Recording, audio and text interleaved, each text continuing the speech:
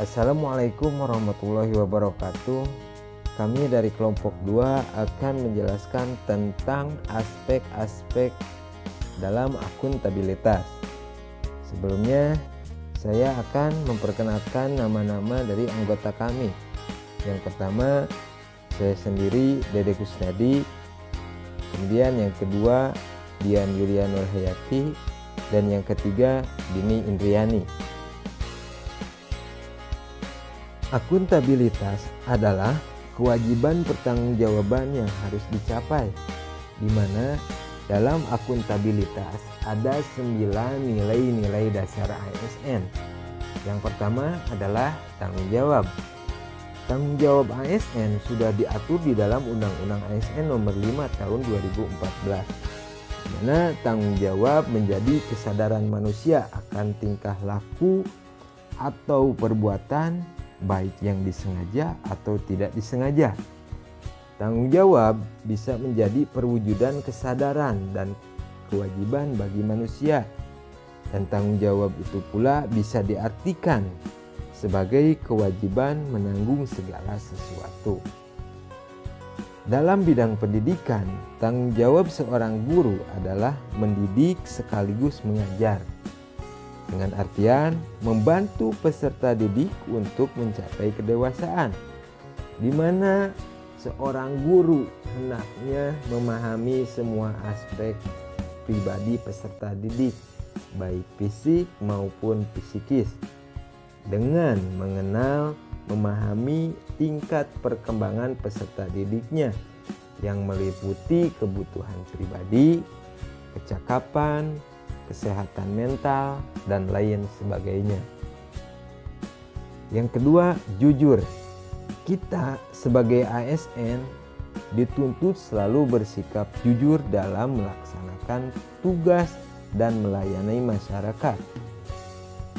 Jujur sendiri dapat diartikan sebagai suatu perilaku manusia yang didasarkan pada upaya menjadikan dirinya sebagai orang yang dapat dipercaya dalam perkataan, tindakan, dan pekerjaan baik terhadap dirinya maupun pihak lain. Sikap jujur dalam bidang pendidikan sangatlah penting, apalagi peran guru dalam menanamkan sikap jujur. Dalam bahasa Sunda, guru dapat diartikan sebagai digugu dan ditiru. Maknanya adalah bahwa seorang guru dengan segala perkataan dan perbuatannya itu bisa ditiru. Jadi, seorang guru harus bersikap jujur dimanapun dan bagaimanapun. Yang ketiga itu adalah kejelasan. Kejelasan juga merupakan salah satu elemen untuk menciptakan dan mempertahankan akuntabilitas agar individu atau kelompok dalam melaksanakan wewenang dan tanggung jawabnya, mereka harus memiliki gambaran yang jelas tentang apa yang menjadi tujuan dan hasil yang diharapkan.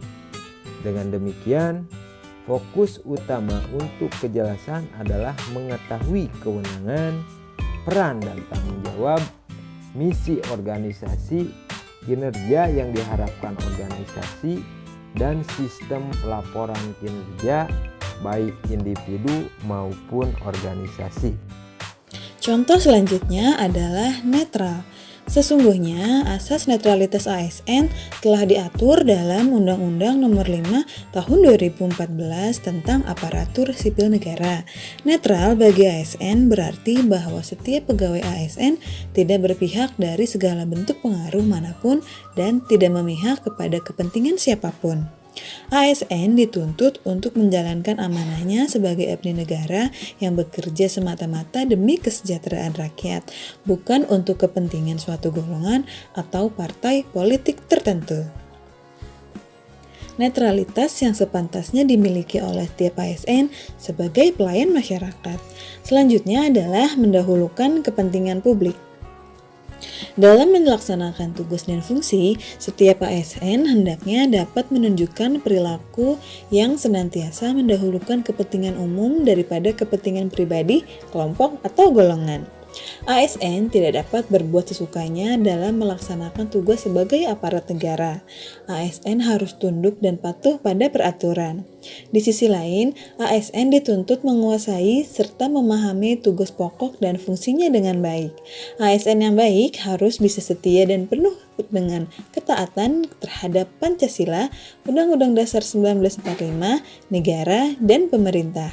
Sebagai seorang guru, ketika kita mempunyai rencana atau kegiatan pribadi, namun tiba-tiba mendapatkan perintah dari atasan untuk melakukan tugas sekolah, maka sebaiknya kita dahulukan tugas sekolah kita, baru kita lakukan kegiatan yang kita bersifat pribadi. Untuk selanjutnya adalah adil. ASN harus bisa berlaku adil dalam pikiran dan perbuatan. Sebagai guru, kita harus bersikap adil dengan tidak membeda-bedakan. Anak didik berhak mendapat pembelajaran apapun dari guru tanpa pengecualian. Guru tidak boleh membedakan antara siswa yang satu dengan siswa yang lain. Apakah dia laki-laki atau perempuan, apakah dia kaya atau miskin, sempurna atau anak yang berkebutuhan khusus, apakah dia dari kota atau desa, dari mana asal-usul sukunya, bagaimana warna kulitnya, apa rasnya, bagaimana keyakinan dan agamanya, dan juga golongan anak didik. Guru harus memperlakukan semua siswanya dengan cara yang sama karena mereka mempunyai hak yang sama dalam mendapatkan ilmu, dalam memperoleh pembelajaran yang disampaikan oleh guru. Guru harus menyampaikan ilmu dengan baik agar semua siswa dapat merasa nyaman karena gurunya menyayangi semua siswanya. Jangan membedakannya sama sekali karena tujuan siswa semuanya sama, yaitu mendapatkan ilmu. Nilai-nilai dan prinsip akuntabilitas. Yang ketujuh adalah transparan. Transparan berasal dari bahasa Inggris yaitu transparent yang memiliki arti jernih, tembus cahaya. Bisa juga diartikan sebagai suatu benda yang memiliki sifat untuk meneruskan cahaya yang diterimanya sehingga benda tersebut dapat dengan mudah dilihat dengan jelas. Oleh karena itulah kata transparan atau transparansi saat digunakan dalam konteks kehidupan sehari-hari umumnya dipahami sebagai sebuah sikap yang menunjukkan keterbukaan. Jika dikaitkan dengan konteks penyelenggaraan urusan publik, transparansi adalah suatu kondisi di mana masyarakat mengetahui apa-apa yang terjadi dan dilakukan oleh pemerintah dalam pelaksanaan urusan publik. Dalam hal ini, peran pemerintah adalah membuka diri terhadap hak masyarakat untuk memperoleh informasi yang benar, jujur, dan tidak diskriminatif tentang penyelenggaraan kepemerintahan. Transparansi atau keterbukaan sikap dalam konteks individual sejatinya merupakan perwujudan dari sikap jujur, rendah hati, adil, mau menerima pendapat dan kritik dari orang lain. Dalam konteks pergaulan antar individu, keterbukaan sikap merupakan landasan untuk terbangunnya sebuah komunikasi positif dan konstruktif.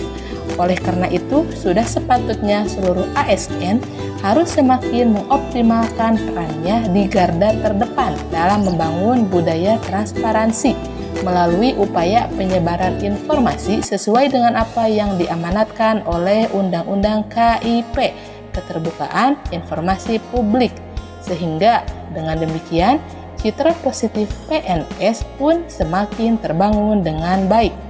Yang kedelapan yaitu konsisten. Definisi atau arti kata konsisten di Kamus Besar Bahasa Indonesia atau KBBI adalah tetap, tidak berubah-ubah, taat asas, ajeg, selaras, sesuai antara perbuatan dengan ucapan.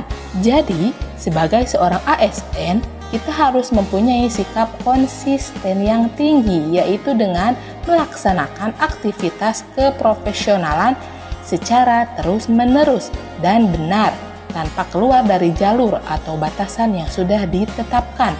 Atau sebagai seorang ASN, kita harus menjadi pribadi yang memegang teguh sebuah prinsip atau pendirian. Yang kesembilan yaitu partisipatif. Menurut Kate Davis, partisipasi adalah suatu keterlibatan mental dan emosi seseorang kepada pencapaian tujuan dan ikut bertanggung jawab di dalamnya. Dalam definisi tersebut, kunci pemikirannya adalah keterlibatan mental dan emosi. Jadi, sebagai seorang ASN yang baik, kita harus mampu berperan aktif melibatkan diri kita dalam suatu kegiatan. Keterlibatan dapat berupa keterlibatan mental dan emosi, serta fisik dalam menggunakan segala kemampuan yang dimiliki ASN dalam segala kegiatan yang dilakukannya, serta mendukung pencapaian tujuan dan bertanggung jawab atas segala keterlibatannya. Demikian yang bisa kami sampaikan tentang aspek-aspek dalam akuntabilitas. Mohon maaf apabila dalam pemaparan masih banyak kesalahan dan penyampaian kata. Terima kasih. Assalamualaikum warahmatullahi wabarakatuh.